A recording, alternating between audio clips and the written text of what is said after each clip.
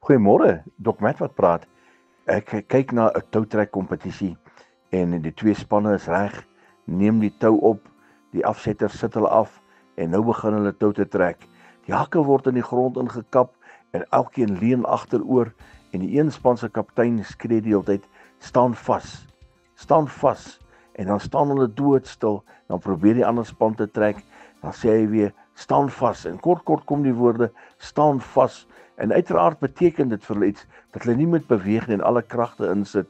En nou wil ek vandag vir u sê, my liewe vriend, staan vas. Daar gaan tye in jou lewe kom dat die winde gaan waai en teen jou opwaai, moeilike tye gaan kom, stortreëns gaan rondom jou val, maar ek wil vir jou sê, staan vas. Daar gaan altyd probleme in mense lewe wees.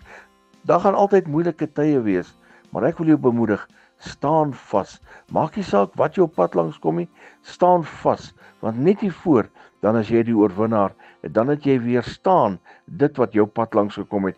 Dan staan jy met 'n trofee in die hand wat sê, ek het gewen.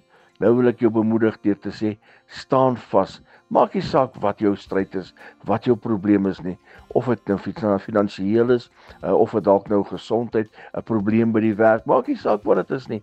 Staan vas. Staan vas in die naam van die Here en jy sal 'n oorwinnaar wees. Herlewingsgroete.